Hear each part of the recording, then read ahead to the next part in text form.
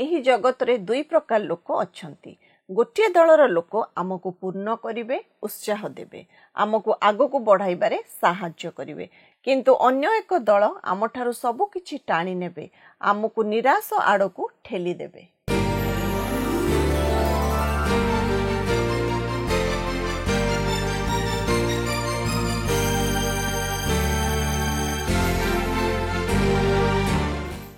प्रिय दर्शक बंधु नमस्कार। ट्रांसवर्ल्ड रेडियो द्वारा प्रस्तुत आशा भरा नारी कार्यक्रम को आपण को स्वागत करुअछि।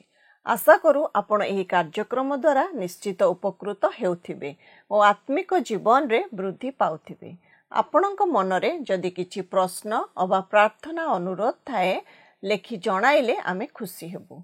आज आमे विशेष आनंदित जे आउ एक नुआ कार्यक्रम नहीं आपणक निकटकू आसीबाकू सुजोग पाइएछु। आपण नियमित एही कार्यक्रम देखि आसुथिबारु आमे विशेष आनंदित। प्रभु आपणकू आशीर्वाद करंतु। आमे निश्चित जे आपण आपणक परिवार सहित भलरे थिबे।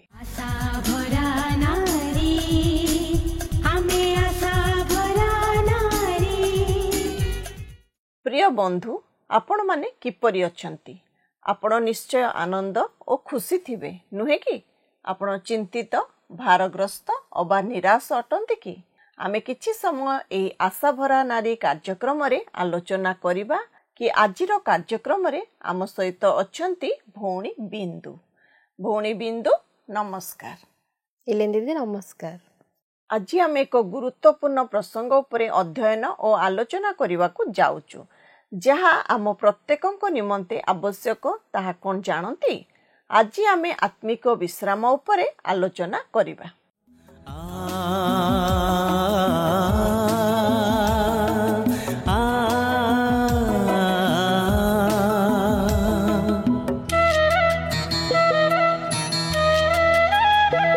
प्रभु जीशुंकर जहा संतोष जनक ताहा अनुसंधान कर, अनुसंधान कर, ताहा अनुसंधान कर, अनुसंधान कर।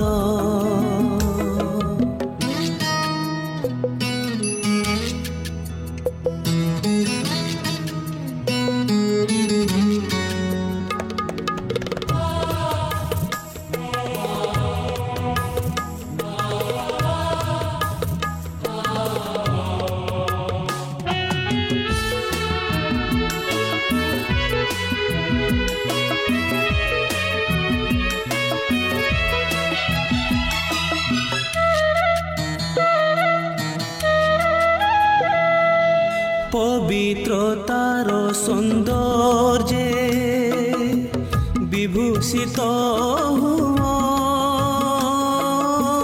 विभूषित हुआ।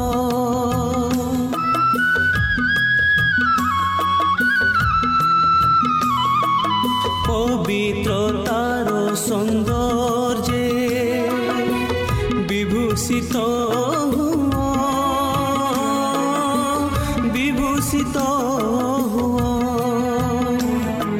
अंधकार जगत रे दीप्तिमती हुआ, दीप्तिमती हुआ। आलोकर संतान सम आचरण कर। प्रभु जीशुंकर जहा संतोष जनक ताहा अनुसंधान कर, अनुसंधान कर।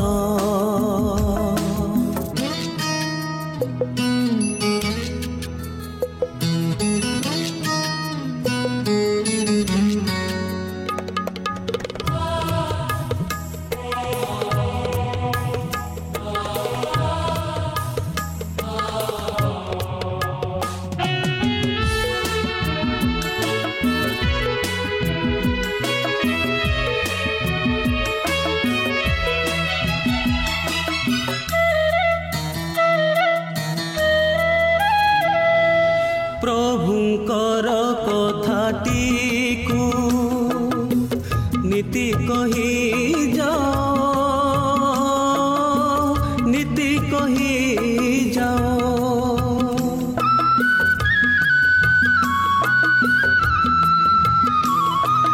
ପ୍ରଭୁଙ୍କର କଥାଟିକୁ ନୀତି କହି ଯାଅ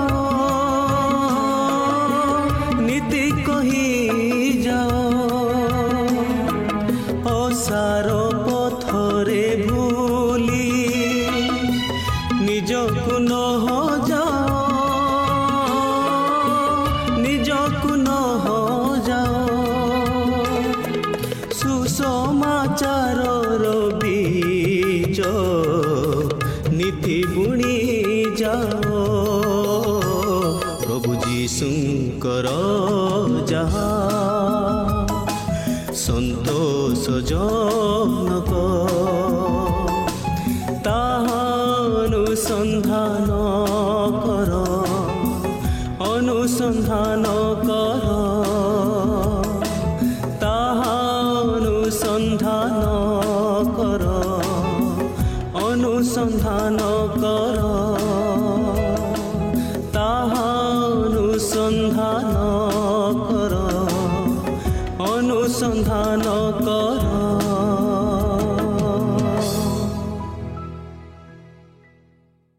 ଆପଣ କୌଣସି କାର୍ଯ୍ୟ ନ କରିବା ସମୟରେ କିପରି ଆରାମ କରନ୍ତି? ହଁ, ସମସ୍ତେ କିଛି ସମୟ ଆରାମ କରିବାକୁ ଚାହାନ୍ତି। ଟିକିଏ ସମୟ ନୀରବରେ ବସିବାକୁ ଚାହାନ୍ତି। ଶାନ୍ତିରେ ବସି ଚାହା ପିଇବା, ଗୀତ ଶୁଣିବା ଅବା ପୁସ୍ତକ ପଢ଼ିବାକୁ ଚାହାନ୍ତି କି ଅବା ଆନନ୍ଦ ଉପଭୋଗ କରିବା ନିମନ୍ତେ କିଛି କରନ୍ତି। ମୁଁ ମଧ୍ୟ କିଛି ନୂଆ ବିଷୟ କରିବା ନିମନ୍ତେ ଭଲ ପାଏ। ପହଁରିବା, ଚିତ୍ର କରିବା ଓ ବିଭିନ୍ନ ବିଷୟ କରିବାକୁ ମୋତେ ଭଲ ଲାଗେ। ବିଶ୍ୱାସ କରିବେ କି ନାହିଁ, ଏ ସମସ୍ତ କରିବା ଦ୍ୱାରା ମୋତେ ଆରାମ ମିଳେ। ମୋ ଘର ଯେତେବେଳେ ଅସଜଡ଼ା ହୋଇ ପଡ଼ିଥାଏ, ମୋତେ ଚାପ ମଧ୍ୟରେ ଥିଲା ପରି ଲାଗେ। ମୋର ଆବଶ୍ୟକୀୟ ଜିନିଷ ଖୋଜିଲେ ମଧ୍ୟ ମିଳିନଥାଏ।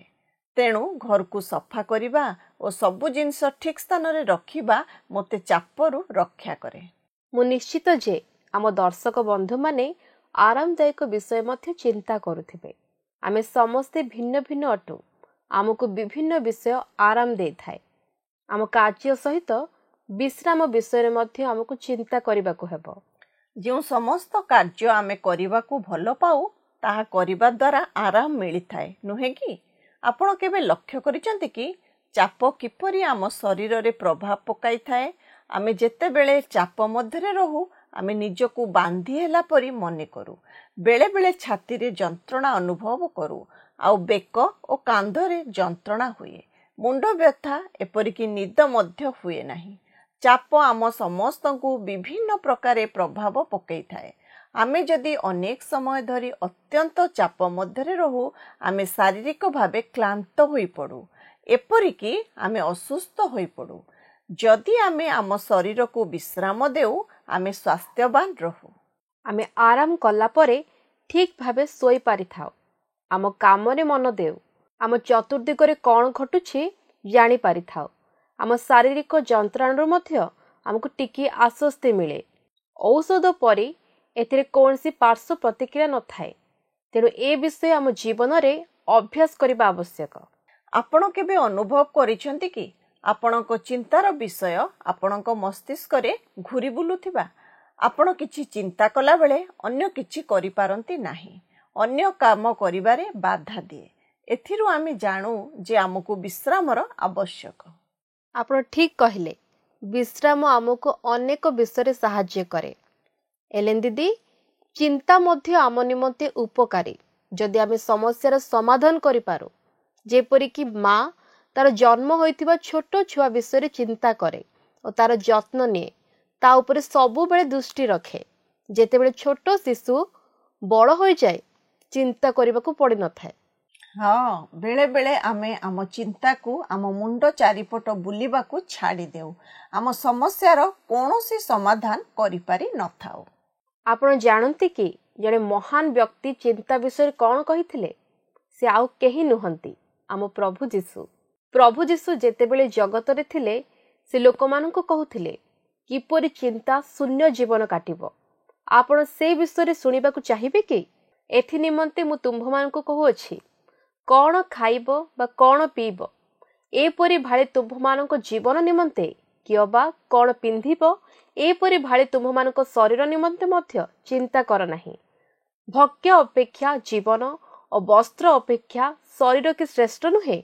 आकाशर पक्षी को देख से माने बुणंती नहीं कि काटंती नहीं कि अबा अमर रे संचय करंती नहीं आ तुम्भ मानकर स्वर्गस्थ पिता सेमानंकु आहार दियंती। तुम्भे माने कौन सेमानंक ठारो श्रेष्ठ नुह? पुणी तुम्भ मानंक मध्यरे किए चिंता करी आपण आयु दंडे वृद्धि करि पारे? आउ वस्त्र निमंते काहेकि चिंता करूअछ? क्षेत्रर पुष्प गुड़िक विषय विवेचना करी शिक्षा ग्रहण कर। से गुड़िक किपरि बढ़ंती से सबु परिश्रम करंती नाही किंबा सूता काटंती नाही। तथापि मु तुम्भ मानकु कहुअछि सोलोमन सुद्धा आपणर समस्त ऐश्वर्य एगुड़िक मध्यरु गोटिक परि विभूषित नथिले। किंतु खेतर जे घास आजी अछि आ काली चुली रे पका जाए ताकु जेबे ईश्वर ए प्रकार बेश दियंती तेबे हे अल्प विश्वासी माने से तुम्भ मानु कि अधिक निश्चित रूपे वस्त्र न देबे? एणु कौन खाइबा अबा कौन पीबा कि अबा कौन पिंधिबा एहा कहि चिंतित हुओ नाही, कारण विजाति माने एही सब विषय खोजी बुलंती। आ एही समस्त विषय जे तुम्भ मानक प्रयोजन ता तुम्भ मानकर स्वर्गस्थ पिता जानती। किंतु तुम्भे माने प्रथमरे ताहांक राज्य और धार्मिकता अन्वेषण कर आ ए समस्त विषय मध्य तुम्भ मानक दिया जिवो। एहा महान वाक्य नुहे कि? मोर मध्य एपरी समय थिला मु जानि नथिली बिल किपरि पैठ करिवि, कौन किणिबि, कौन करिवि एपरी अनेक विषय चिंतारे पकई देइथिला। किंतु जेतेबेले ईश्वरଙ୍କ वाक्य पढ़िली ए समस्त चिंता दूर हैला, कारण ईश्वर जी मो विषय चिंता करिसेंती ताहा मु बुझी पारिली। मोर प्रतिटी आवश्यकता से जानती और से समस्त जोगाइबाकू सक्षम अटंती। आपण हुए तो भाबुथिबे जे प्रभु जीशु ग्यारंटी दियंती जे जा आमर आवश्यक से समस्त विषय से आमको जोगाइबे। किंतु भाबंतु नाही जे प्रभु जीशु ताहा एठारे कहउछंती से ईश्वरଙ୍କ सहित आम संपर्क विषय आमको मने पकाई देउछंती। आमे जेतेबेले तांको ठारे विश्वास करू जे आम स्वर्गीय पिता आमको प्रेम करंती, आमे फूल और पक्षी मानक ठारू अधिक तांको निकटरे बहुमूल्य। एणु आम आवश्यकता कौन से ताहा जानती। एणु प्रतिदिन आम पई जहा आवश्यक सेथिपई ईश्वरଙ୍କ उपरे निर्भर करिवाको हेबो। आम स्वास्थ्य, कार्य और प्रतिदिनर आवश्यकता निमंते तांको उपरे निर्भर करिवाको हेबो। मो पाखरे गोटे भिडियो अछि, ताहा मु आपनकु देखाइबी। आज आमे जे विषय उपरे आलोचना करिवाको जाउछु से संपर्क रे एई भिडियो आमको कहे। तेबे आसंतु आमे एई भिडियो टे देखिबा। आशा भरा नारी, आमे आशा भरा नारी। मु जो परिस्थिति रे थिली मोर हृदस्पंदन बढ़िबा को लागिला। मते पेट्रोल रो आवश्यकता थिला, किंतु पाखरे केउठारे पेट्रोल नथिला। मते बारंबार संकेत देउची पेट्रोल शेष होई जिवो। गाड़ी बंद हेबा पई शेष सेकेंड पर्यंत अपेक्षा करिबा संभवपर नथिला। कॉलेज रे मो भौणी एवं मु बाइक को घर को फेरिबा पर्यंत व्यवहार करूथिलु, कारण मु टैंक भरिबा पई एक सुजोग नेथिली। से दिन आमे कार नेकी जाइचु और जण को साक्षात करिवार थिला। ताहा मध्य निरूपित समय रे तांकु साक्षात करिवार थिला। अधा बाटरे मु अनुभव कली जे आमे असुविधा रे पड़िबा। मु प्रार्थना कली, भिक्षा कली एवं प्रतिज्ञा कली। शेषरे जेतेबेले आशा शून्य होई पड़िथिलु सेतेबेले आमे एक पेट्रोल स्टेशन देखिलु। जेतेबेले मु टांकी रे पेट्रोल भरिलु मो हृदय मु अलगा अनुभव कली। से स्थान रे पहुंचीबा पर्यंत मु अलगा अनुभव करुथिली। मो मनरे दृढ़ विश्वास थिला जे मु पहुंचीबी, तेणु आराम अनुभव करुथिली। कार चलिबा निमंते पेट्रोल रो आवश्यक। जदि आमे पेट्रोल न थाई गाड़ी चलेबा को चेष्टा करू तेबे कोन हेबो? आमे आम लक्ष्य स्थल रे पहुंची परिबा नाही। पेट्रोल शेष हेबा संकेत देबो। तेबे आमे सतर्क हेबा आवश्यक जे केतेबेले मध्य पेट्रोल शेष होई पारे। जदि शेष होई जिवो आमे आउ आगो को बढ़ी परिबा नाही। ଆମେ ପହଞ୍ଚିବାକୁ ଚାହିଁଲେ ସୁଦ୍ଧା ଆମ କାର୍ ଆଗକୁ ବଢ଼ିବ ନାହିଁ। ଠିକ୍ ସେହିପରି ଯେତେବେଳେ ଆମ ମସ୍ତିଷ୍କ କାର୍ଯ୍ୟ କରିବା ବନ୍ଦ କରିଦିଏ, ଆମ ଆତ୍ମା ନିସ୍ତେଜ ହୋଇଯାଏ। ସବୁ କିଛି ଧୀରେ ଧୀରେ ବନ୍ଦ ହୋଇଯାଏ, ଆଉ କେତେବେଳେ ହଠାତ୍ ବନ୍ଦ ହୋଇଯାଏ। କାର୍ ସଂକେତ ଦେଲା ପରି ବେଳେବେଳେ ମଧ୍ୟ ଆମେ ସଂକେତ ପାଇଥାଉ ଯେ ଆମ ଜୀବନ ରୂପ ତୈଳ ଶେଷ ହେବାକୁ ଗଲାଣି, ଆମକୁ ଭରିବାକୁ ହେବ। ଅନେକ ସମୟରେ ଆମେ ବିଭିନ୍ନ ପ୍ରକାର ଲୋକଙ୍କ ଘେର ମଧ୍ୟରେ ରହିଥାଉ, ବିଭିନ୍ନ ପ୍ରକାର ସ୍ୱର ଶୁଣିଥାଉ। ବେଳେବେଳେ ଆମ ମସ୍ତିଷ୍କ କାର୍ଯ୍ୟ କରିବା ବନ୍ଦ କରିଦିଏ।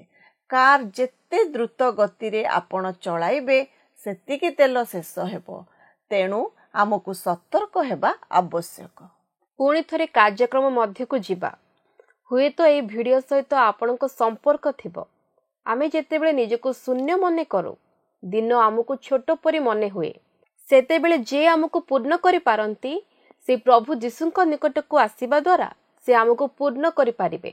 ବାସ୍ତବରେ ଆମେ ଯେତେବେଳେ ପୂର୍ଣ୍ଣ ରହିବା, ଆମେ ଆନନ୍ଦରେ ଜୀବନଯାପନ କରିପାରିବା। ଆମ ପରୀକ୍ଷା ମଧ୍ୟରେ ମଧ୍ୟ ଆନନ୍ଦ କରିବା। କିନ୍ତୁ ଆମ ଜୀବନ ଯେତେବେଳେ ଶୂନ୍ୟ ଥାଏ, ଆମେ କଷ୍ଟକର ସମୟ ମଧ୍ୟ ଦେଇ ଗତି କରିବା। ଆପଣ ଠିକ୍ କହିଲେ। ଆମେ କାର୍ଯ୍ୟବ୍ୟସ୍ତତା ମଧ୍ୟରେ ଆମେ ଯେଉଁ ସମସ୍ତ ଈଶ୍ୱରଙ୍କ ଗୁଣ ଓ ଶକ୍ତିରେ ପୂର୍ଣ୍ଣ ହେବା ଆବଶ୍ୟକ ତାହା କରିପାରି ନଥାଉ। ଆମେ ଧୈର୍ଯ୍ୟହରା ହୋଇପଡ଼ୁ, ନିରାଶ ହୋଇପଡ଼ୁ। ଯାହାକୁ ପ୍ରେମ କରୁଥିଲୁ ଆଉ ସେ ପ୍ରକାର ପ୍ରେମ କରିପାରୁନାହିଁ। ତେବେ ପ୍ରଶ୍ନ ହେଲା, ଆମେ କିପରି ନିଜକୁ ପୂର୍ଣ୍ଣ କରିପାରିବା? ଆମେ ନିଜକୁ ପୂର୍ଣ୍ଣ କରିବା ଆମ ନିଜ ଦାୟିତ୍ୱ। ଆମେ ଭାବପ୍ରବଣ ନ ହୋଇ ନିଜକୁ ଈଶ୍ୱରଙ୍କ ଗୁଣ ଦ୍ୱାରା ପୂର୍ଣ୍ଣ କରିବା ଆବଶ୍ୟକ। ତାଙ୍କ ପ୍ରେମ, ଦୟା ଓ ଅନୁକମ୍ପାରେ ପୂର୍ଣ୍ଣ କରିବା ଆବଶ୍ୟକ। ଏହାକୁ ଆମେ ଭିନ୍ନ ଭିନ୍ନ ଭାବରେ କରିପାରିବା। ମୋ ମତରେ ଈଶ୍ୱରଙ୍କ ବାକ୍ୟ ପଢ଼ିବା ଦ୍ୱାରା ମଧ୍ୟ ଆମେ ନିଜକୁ ପୂର୍ଣ୍ଣ କରିପାରିବା। ମୁଁ ଯେତେବେଳେ ଈଶ୍ୱରଙ୍କ ସହିତ ସମୟ କ୍ଷେପଣ କରେ, ନିଜକୁ ପୂର୍ଣ୍ଣ ଅନୁଭବ କରେ। ତାଙ୍କ ଉପାସନା କରିବା ଦ୍ୱାରା ମଧ୍ୟ ମୁଁ ନିଜକୁ ପୂର୍ଣ୍ଣ ଅନୁଭବ କରେ। ପ୍ରଭୁ ଯୀଶୁଙ୍କ ସହିତ ଘନିଷ୍ଠ ସମ୍ପର୍କ କାଟିବା ଦ୍ୱାରା ମୁଁ ନିଜକୁ ପୂର୍ଣ୍ଣ କରିପାରିବି। ଆମେ ସମସ୍ତେ ଈଶ୍ୱରଙ୍କ ସହିତ ଘନିଷ୍ଠ ସମ୍ପର୍କ କାଟିବାକୁ ଚାହୁଁ, କିନ୍ତୁ ତାହା କରିପାରି ନଥାଉ। ଆମେ ହୁଏତ ଭୋର ସକାଳେ ଉଠି ଈଶ୍ୱରଙ୍କ ସହିତ ପ୍ରାର୍ଥନାରେ ସମୟ କ୍ଷେପଣ କରିବା ଆବଶ୍ୟକ, କିନ୍ତୁ ବେଳେବେଳେ ଆମ କାମର ତାଲିକା ଏତେ ବଡ଼ ଥାଏ ଯେ ଈଶ୍ୱରଙ୍କ ନିମନ୍ତେ ସମୟ ନଥାଏ। ଗପସପରେ ସମୟ ଚାଲିଯାଏ, ଆମେ ପ୍ରାର୍ଥନାରେ ସମୟ କାଟିପାରି ନଥାଉ। ଆମେ ଈଶ୍ୱରଙ୍କ ସହିତ ସମ୍ପର୍କ ସ୍ଥାପନ କରିବା ନିମନ୍ତେ ଅନ୍ୟ କୌଣସି ଉପାୟ ନାହିଁ। ଈଶ୍ୱର ଚାହାନ୍ତି ଆମେ ପ୍ରତିଦିନ ଈଶ୍ୱରଙ୍କ ବାକ୍ୟ ଅଧ୍ୟୟନ ଦ୍ୱାରା, ପ୍ରାର୍ଥନା ଦ୍ୱାରା ଈଶ୍ୱରଙ୍କ ସହିତ ସମ୍ପର୍କ ସ୍ଥାପନ କରିପାରିବା। ଆମ ସମସ୍ତ କାର୍ଯ୍ୟ ସତ୍ତ୍ୱେ, ଏହିପରିକି ଆମ ରୋଷେଇ କାର୍ଯ୍ୟ, ପିଲାମାନଙ୍କ ଦାୟିତ୍ୱ, ଅଫିସ କାର୍ଯ୍ୟ, ସମସ୍ତ କାର୍ଯ୍ୟ ସତ୍ତ୍ୱେ ଆମେ ଖ୍ରୀଷ୍ଟଙ୍କ ସହିତ ସମ୍ପର୍କ ରଖିବା ଉଚିତ। ଆମେ ନିଜକୁ ଦୋଷୀ ବୋଲି ନ ଭାବୁ, କିମ୍ବା ପରମ୍ପରାଗତ ଭାବେ ପ୍ରାର୍ଥନା କି ଧ୍ୟାନ ନ କରୁ। ବାସ୍ତବ ହୃଦୟରେ ପ୍ରାର୍ଥନା କରିବା ଆବଶ୍ୟକ। ଆମେ ଯେକୌଣସି ସମୟରେ ପ୍ରାର୍ଥନାରେ ପ୍ରଭୁଙ୍କ ନିକଟବର୍ତ୍ତୀ ହୋଇପାରିବା। ଆମ ବିଶ୍ୱାସର ଜୀବନକୁ ମଣ୍ଡଳୀ, କର୍ମକ୍ଷେତ୍ର ଓ ବନ୍ଧୁମାନଙ୍କ ନିକଟରେ ପ୍ରକାଶ କରିବା ଆବଶ୍ୟକ। ଈଶ୍ୱର ଆମ ଜୀବନର ପ୍ରତିଟି କ୍ଷେତ୍ରକୁ ରୂପାନ୍ତରିତ କରିବେ। ଆମେ ଯେତେବେଳେ ଆତ୍ମିକ ଭାବେ ପୂର୍ଣ୍ଣ ହେଉ, ଜୀବନରେ ବାସ୍ତବ ଶାନ୍ତି ଓ ଆନନ୍ଦ ଅନୁଭବ କରିପାରିବା। ମୋ ମା ସବୁବେଳେ କହନ୍ତି, ଟିକିଏ ଅଟକି ଯାଅ, କେଉଁ ବିଷୟକୁ ଜୀବନରେ ପ୍ରାଧାନ୍ୟତା ଦେବାକୁ ହେବ ସେ ବିଷୟ ଚିନ୍ତା କର। ଆତ୍ମିକ ଭାବେ ଜୀବନକୁ ପୂର୍ଣ୍ଣ କରିବା ନିମନ୍ତେ କହନ୍ତି। ଈଶ୍ୱର ଆମ ଜୀବନର ସର୍ବୋଚ୍ଚ ପ୍ରାଧାନ୍ୟତା ହେବା ଆବଶ୍ୟକ। ତାପରେ ଅନ୍ୟ ସମସ୍ତ ବିଷୟ ଦ୍ୱିତୀୟ ସ୍ଥାନରେ ରହିବା ଆବଶ୍ୟକ। ଆମେ ଅନେକ ସମୟରେ ନାହିଁ ବୋଲି କହିପାରି ନଥାଉ। ଆମେ ଯେଉଁ ପରିବେଶ ଓ ସଂସ୍କୃତି ମଧ୍ୟରେ ଅଛୁ, ତାହା କହେ ଯେ ଜଣେ ବ୍ୟସ୍ତ ରହିବା ଗୁରୁତ୍ୱପୂର୍ଣ୍ଣ, କିନ୍ତୁ ବାସ୍ତବରେ ତାହା ଗୁରୁତ୍ୱପୂର୍ଣ୍ଣ ନୁହେଁ। ଈଶ୍ୱରଙ୍କ ଦୃଷ୍ଟିକୋଣରୁ ଯଦି ଆମେ ଦେଖୁ, ଆମେ ଯେତେ ବ୍ୟସ୍ତ ରହୁନା କାହିଁକି, ଈଶ୍ୱରଙ୍କ ଦୃଷ୍ଟିରେ ତାହା କିଛି ନୁହେଁ। ଆମେ ଦିନ ମଧ୍ୟରେ ବାରମ୍ବାର ପରୀକ୍ଷା କରି ଦେଖିବା ଆବଶ୍ୟକ ଯେ ଈଶ୍ୱରଙ୍କ ସହିତ ମୋର ସମ୍ପର୍କ ଠିକ୍ ଅଛି ତ? ମୁଁ ଈଶ୍ୱରଙ୍କ ଇଚ୍ଛା ଅନୁସାରେ ଜୀବନ କାଟୁଛି ତ? ଆମେ କର୍ମକ୍ଷେତ୍ରରୁ ଫେରିବା ସମୟରେ, ପିଲାକୁ ସ୍କୁଲରୁ ନେଇ ଛାଡ଼ିବା ସମୟରେ ଚିନ୍ତା କରିବା ଆବଶ୍ୟକ ଯେ ମୋର ସମ୍ପର୍କ ପ୍ରଭୁଙ୍କ ସହିତ ଠିକ୍ ଅଛି କି ନାହିଁ। ଜଗତର ବିଭିନ୍ନ ପ୍ରକାର ଶବ୍ଦ ଈଶ୍ୱରଙ୍କ ରବ ଶୁଣିବାରେ ବାଧା ସୃଷ୍ଟି କରିପାରେ, କିନ୍ତୁ ତା ମଧ୍ୟରେ ଆମେ ଈଶ୍ୱରଙ୍କ ରବ ଶୁଣିବା ଆବଶ୍ୟକ। କିଛି ସମୟ ନିମନ୍ତେ ଆମ ମୋବାଇଲ ଫୋନକୁ ବନ୍ଦ ରଖିବା ଆବଶ୍ୟକ, ତେବେ ଆମେ ଆତ୍ମିକ ଜୀବନରେ ବଢ଼ିପାରିବା। ଆମ ସଂସ୍ପର୍ଶରେ ଆସୁଥିବା ଲୋକଙ୍କ ବିଷୟରେ କହିବି। ଏହି ଜଗତରେ ଦୁଇ ପ୍ରକାର ଲୋକ ଅଛନ୍ତି। ଗୋଟିଏ ଦଳର ଲୋକ ଆମକୁ ପୂର୍ଣ୍ଣ କରିବେ, ଉତ୍ସାହ ଦେବେ, ଆମକୁ ଆଗକୁ ବଢ଼ାଇବାରେ ସାହାଯ୍ୟ କରିବେ। କିନ୍ତୁ ଅନ୍ୟ ଏକ ଦଳ ଆମଠାରୁ ସବୁ କିଛି ଟାଣି ନେବେ, ଆମକୁ ନିରାଶ ଆଡ଼କୁ ଠେଲିଦେବେ। ଯାହା ଆପଣ କହିଲେ ବାସ୍ତବରେ ମନୋହର ବିଷୟ। ଏ ଲୋକମାନେ କିଏ? ଯେଉଁମାନେ ସବୁ ସମୟରେ ଆମକୁ ପୂର୍ଣ୍ଣ କରିବାକୁ ଚାହାନ୍ତି, ସେମାନେ ଆମକୁ ଆନନ୍ଦରେ ଦେଖିବାକୁ ଚାହାନ୍ତି, ଆମ ଆବଶ୍ୟକତା ପୂରଣ କରନ୍ତି, ଆମେ ଯେପରି ଆତ୍ମିକ ଜୀବନରେ ବଢ଼ିବୁ ଚେଷ୍ଟା କରନ୍ତି। ସେମାନେ ଆମ ସହିତ ରୁହନ୍ତି, ଆମ ନିମନ୍ତେ ଉତ୍ସାହର କାରଣ ଅଟନ୍ତି। ଅନ୍ୟ ଦଳର ଲୋକମାନେ ଆମକୁ ନିରାଶ ଅବସ୍ଥାରେ ଦେଖିବାକୁ ଚାହାନ୍ତି, ଆମ କ୍ଷତି ଘଟାନ୍ତି, ଯାହା ଆମକୁ ବାଧା ଦେବ ସେ ପ୍ରକାର କାର୍ଯ୍ୟ କରନ୍ତି। ଆମେ ଅନୁଭବ କରୁ ଯେ ଆମଠାରୁ ଶକ୍ତି ଚାଲିଗଲା। ହଁ, ଆପଣ ଠିକ୍ କହିଲେ। କିନ୍ତୁ ମୁଁ ଭାବୁଛି ଆମେ ଏହାକୁ ଗୋଟିଏ ପାଦ ଆଗକୁ ନେଇପାରିବା ଏବଂ କହିପାରିବା ଯେ ଆମ ଜୀବନରେ କିଛି କାର୍ଯ୍ୟକଳାପ ଆମକୁ ଆନନ୍ଦିତ ଏବଂ ଶକ୍ତିଶାଳୀ କରିପାରେ, ଯେତେବେଳେ ଅନ୍ୟମାନେ କିଛି ମାତ୍ରାରେ ସାହାଯ୍ୟ କରୁଛନ୍ତି ବୋଲି ଭାବିବା। ଠିକ୍, ଆମେ ସମସ୍ତେ ଭଲ ଅନୁଭୂତି ଏବଂ ଖରାପ ଅନୁଭୂତି ଦେଇ ଗତି କରୁ। କଠିନ ପରିଶ୍ରମ ପରେ କିମ୍ବା ଆହ୍ୱାନମୂଳକ କାର୍ଯ୍ୟ ସମାପ୍ତ କରିବା ପରେ ଭଲ ଅନୁଭୂତି ଦେଇ ଯାଉ, କହୁ ଖରାପ ସମୟ ଚାଲିଗଲା। ଖରାପ ଅନୁଭୂତି ହେଉଛି ଯେତେବେଳେ ଆମେ ନିଜକୁ ଶୂନ୍ୟ କରିବା ଓ ନିରାଶ ଅନୁଭବ କରିବା, ଆଶାଶୂନ୍ୟ ଜୀବନ କାଟିବା। ଜିରିମିୟ 17 ପର୍ବର 7 ଓ 8 ପଦ କହେ, ଯେଉଁ ମନୁଷ୍ୟ ସଦାପ୍ରଭୁଙ୍କ ଉପରେ ନିର୍ଭର କରେ, ପୁଣି ସଦାପ୍ରଭୁ ଯାହାର ବିଶ୍ୱାସ ଭୂମି ଅଟନ୍ତି, ସେ ଧନ୍ୟ, କାରଣ ସେ ଜଳ ନିକଟରେ ରୋପିତ ଓ ନଦୀ କୂଳରେ ବିସ୍ତୃତ ମୂଳ ବୃକ୍ଷ ତୁଲ୍ୟ ହେବ ଓ ଗ୍ରୀଷ୍ମ ଉପସ୍ଥିତ ହେବା ବେଳେ ସେ ଭୟ କରିବ ନାହିଁ, ମାତ୍ର ତାହାର ପତ୍ର ସତେଜ ହେବ, ଆଉ ଅନାବୃଷ୍ଟିର ବର୍ଷରେ ସେ ଚିନ୍ତିତ ହେବ ନାହିଁ, କି ଅବା ତାହାର ଫଳ ଫଳିବାର ନିବୃତ୍ତ ହେବ ନାହିଁ। ଯେଉଁ ଈଶ୍ୱର କହନ୍ତି, ମୁଁ ଜୀବନ୍ତ ଜଳର ସ୍ରୋତ ଅଟେ, ସେ କହନ୍ତି, ମୋ ଠାରେ ତୁମ୍ଭେମାନେ ସବୁ ବିଷୟର ସ୍ରୋତ ପାଇପାର। ଆମର ସମସ୍ତ ଚିନ୍ତାର ବିଷୟ, ଆମ କାର୍ଯ୍ୟ ସବୁ କିଛି ଈଶ୍ୱରଙ୍କ ଉପରେ ନିର୍ଭର କରିବା ଦ୍ୱାରା ଆମେ ପାଇପାରିବା। ଲୋକମାନେ ସେମାନଙ୍କର ଚାକିରି, ଅର୍ଥନୀତି, ସରକାର ଏବଂ ଅନ୍ୟ ସମସ୍ତ ବିଷୟରେ ଅଶାନ୍ତିରେ ରହୁଥିବାରେ ସେମାନେ ଚିନ୍ତାରେ ରୁହନ୍ତି। ଆମ ଜୀବନ ଜଳ ଦ୍ୱାରା ଲଗାଯାଇଥିବା ଗୌରବମୟ ଗଛ ସହିତ ତୁଳନା କରାଯାଏ। ମରୁଡ଼ି ସମୟରେ ମରିବା ପରିବର୍ତ୍ତେ ଏହାର ଫଳ ବଢ଼ିଥାଏ। ଉତ୍ତାପ, ଯାହାକି ଅନ୍ୟ ସମସ୍ତ ଉଦ୍ଭିଦକୁ ମାରିଦେଇଛି ଏବଂ ନଷ୍ଟ କରିଦେଇଛି, ସେହି ଉତ୍ତାପ ମଧ୍ୟ କୌଣସି ପ୍ରଭାବ ପକାଇ ପାରିନଥାଏ। ଏହା କିପରି ସମ୍ଭବ? କାରଣ ଆମେ ଈଶ୍ୱରଙ୍କ ଉପରେ ବିଶ୍ୱାସ କରିଛୁ, ଯେଉଁ ଈଶ୍ୱର ସବୁ କିଛି କରିବା ନିମନ୍ତେ ସକ୍ଷମ ଅଟନ୍ତି। ସେ ଆମ ଜୀବନରେ ମହାନ କାର୍ଯ୍ୟ ସାଧନ କରିବେ। ଗୀତ ସଂହିତା 16 ଆଉ 11 ପଦ କହେ, ତୁମ୍ଭେ ମୋତେ ଜୀବନର ପଥ ଦେଖାଇବ, ତୁମ୍ଭ ସମ୍ମୁଖରେ ଆନନ୍ଦର ପୂର୍ଣ୍ଣତା ଥାଏ, ତୁମ୍ଭ ଦକ୍ଷିଣ ପାଖରେ ନିତ୍ୟ ସୁଖଭୋଗ ଥାଏ। ଈଶ୍ୱର କେବଳ ଆମକୁ ଆନନ୍ଦ ଦେଇପାରନ୍ତି। ଆମେ ତାଙ୍କଠାରେ ଭରସା ସ୍ଥାପନ କରିବା ଦ୍ୱାରା ଆତ୍ମିକ ଭରସା ପାଇଥାଉ। ଈଶ୍ୱରଙ୍କ ଛଡ଼ା କେହି ଆମକୁ ଭରସା ଦେଇ ନ ପାରନ୍ତି। ଆମେ କ'ଣ ଆଜି ପ୍ରଭୁ ଯୀଶୁଙ୍କଠାରେ ନିର୍ଭର କରୁଛୁ କି? ତାଙ୍କ ନିକଟବର୍ତ୍ତୀ ହୋଇପାରୁଛୁ କି? ଈଶ୍ୱର ଆମକୁ ତାଙ୍କର ସେହି ବିଶ୍ରାମ ସ୍ଥାନକୁ ଆହ୍ୱାନ ଦିଅନ୍ତି, ଯେପରି ଆମେ ତାଙ୍କଠାରେ ବିଶ୍ରାମ ପାଇବା। ମୁଁ ଆପଣଙ୍କୁ ଏକଥା କହିବାକୁ ଚାହେଁ, ଈଶ୍ୱରଙ୍କ ଉପରେ ଆମ ନିର୍ଭରଶୀଳତା ଆମକୁ ଈଶ୍ୱରଙ୍କ ନିକଟତର କରିପାରିବ ଓ ଆମ ଜୀବନରେ ଶାନ୍ତି ଓ ଆନନ୍ଦ ଦେଇପାରିବ।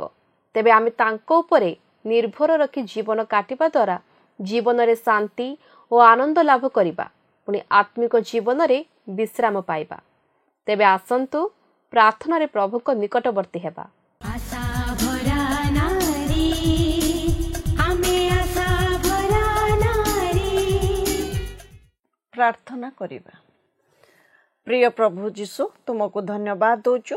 ସୁନ୍ଦର ସୁଯୋଗ ଦେଲ ବାପା, ଆହୁରି ନିକଟବର୍ତ୍ତୀ ହେବା ପାଇଁ, ଆହୁରି ପ୍ରଭୁ ତୁମରି ଉପରେ ନିର୍ଭରଶୀଳ ହେବା ପାଇଁ। କାରଣ ଆମେ ଆଜି ଚିନ୍ତା କରୁଥିଲୁ, ସମସ୍ତ ଚିନ୍ତାର ଭାର ମୋ ଉପରେ ପକାଅ, ମୁଁ ସମ୍ଭାଳିବି। ସତରେ ବାପା ଏମିତି କେହି ବି କହିପାରିବେନି ଆମର ଚିନ୍ତାର ଭାର ନେବାକୁ, କିନ୍ତୁ ତୁମେ ଏତେ ମହାନ ପ୍ରଭୁ, ତୁମେ ଆଜି ଆମକୁ ଆହ୍ୱାନ ଦେଉଛ ସମସ୍ତ ଚିନ୍ତାର ଭାର ତୁମ ଉପରେ ପକାଇବା ପାଇଁକା। କ'ଣ ଖାଇବ, କ'ଣ ପିଇବ, କ'ଣ ପିନ୍ଧିବ, ଏହା ଭଳି ଚିନ୍ତା କର ନାହିଁ। ସତରେ ପ୍ରଭୁ ଆମେ ଯେମିତି ଏହି ସମସ୍ତ ବିଷୟରୁ ଚିନ୍ତାରୁ ମୁକ୍ତ ରହିବୁ ଏବଂ ତୁମରି ଉପରେ ନିର୍ଭରଶୀଳ ହେବୁ, ଆହୁରି ଅଧିକରୁ ଅଧିକ ତୁମରି ଠାରେ ଦୃଢ଼ ରହିବୁ, ତୁମେ ସେଇଭଳି ଅନୁଗ୍ରହ ଆମ ପ୍ରତ୍ୟେକଙ୍କୁ କର। ଯେତେ ଜଣ ପ୍ରଭୁ ଆଜି ଚିନ୍ତାଗ୍ରସ୍ତ ଅବସ୍ଥାରେ ଅଛନ୍ତି, ତୁମେ ପ୍ରତ୍ୟେକଙ୍କର ଚିନ୍ତାର ଭାର ବହନ କର। ଏହି ପ୍ରତିଜ୍ଞା ପାଇଁ ଧନ୍ୟବାଦ ଦଉଛୁ। ନିଜ ନିଜକୁ ସମର୍ପିତ ହୋଇ ପ୍ରାର୍ଥନା ପ୍ରିୟ ପ୍ରଭୁ ଯୀଶୁଙ୍କ ନାମରେ ମାଗୁଅଛୁ, ଆମେନ୍। ବର୍ତ୍ତମାନ ତ ଆମ ସମୟ ଶେଷ ହୋଇଗଲାଣି। ଆଶା କରୁ ଆପଣଙ୍କୁ ନିଶ୍ଚୟ ଭଲ ଲାଗିଥିବ। ହଁ, ଆମକୁ ଆପଣଙ୍କ ଜୀବନର ଅନୁଭୂତି ଜଣାଇବାକୁ ଭୁଲିବେ ନାହିଁ। ଟିଭି ସ୍କ୍ରିନ୍ରେ ଦିଆଯାଇଥିବା ଠିକଣା ଓ ଫୋନ୍ ନମ୍ବରରେ ନିଶ୍ଚୟ ଆମ ସହ ଯୋଗାଯୋଗ କରିବେ। ପୁଣି ଆମକୁ 044490812997ରେ ମିସ୍ଡ କଲ୍ କରିବାକୁ ଭୁଲିବେ ନାହିଁ। ସପ୍ତାହ ଶେଷରେ ଅଧିକ ମିସ୍ଡ କଲ୍ ଦେଇଥିବା ଦର୍ଶକ ବନ୍ଧୁଙ୍କୁ ପୁରସ୍କୃତ କରାଯିବ। ଆଉ ଏକ ନୂଆ କାର୍ଯ୍ୟକ୍ରମ ନେଇ ଆପଣଙ୍କ ନିକଟକୁ ଆସିବୁ। ସେ ସମୟ ପର୍ଯ୍ୟନ୍ତ ଆମକୁ ବିଦାୟ ଦିଅନ୍ତୁ। ସୁସ୍ଥ ରୁହନ୍ତୁ ଓ ଭଲରେ ରୁହନ୍ତୁ। ରହିଲୁ, ନମସ୍କାର। ଜୀବନରେ ଯାହା କିଛି ପାପ କରିଥିଲି, ତୁମରି ଆଗରେ ମୋର ହୃଦୟ ଖୋଲିଲି।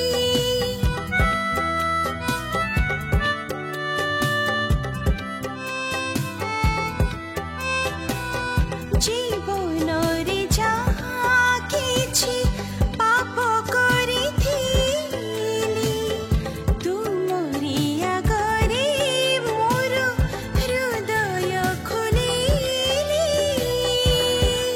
ତୁମେ ହିଁ ମହାନ, କ୍ଷୀଣମନ ପ୍ରାଣ, ତୁମରି ଆଶ୍ରୟ ମୁଁ ନେଲି। ଦୁନିଆ ସାରା ମୁଁ ତୁମକୁ ଖୋଜିଲି, ଆଖିର ଲୁହରେ ତୁମକୁ ପାଇଲି।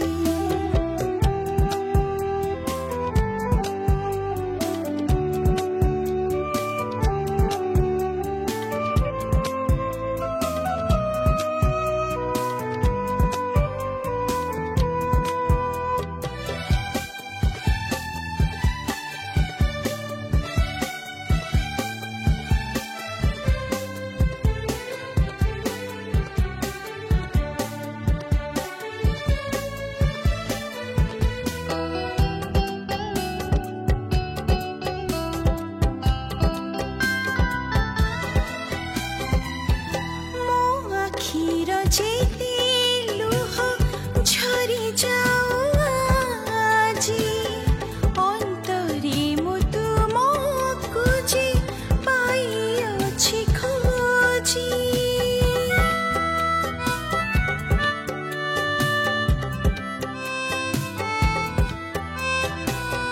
ମୋ ଆଖିର ଯେତେ ଲୁହ ଝରି ଯାଉ ଆଜି, ଅନ୍ତରେ ମୁଁ ତୁମକୁ ଯେ ପାଇଅଛି ଖୋଜି। ନିରାଶାର ଆଶା, ତୁମେ ହିଁ ଭରସା, ତୁମେ ଶାନ୍ତି ମୁକ୍ତି ବୁଝିଲି। ଗତ ସପ୍ତାହର ବିଜୟ ଦର୍ଶକ ବନ୍ଧୁ ହେଲେ ମୟୂରଭଞ୍ଜରୁ ସୁଭଦ୍ରା ମହାନ୍ତ ଓ ପରିବାର।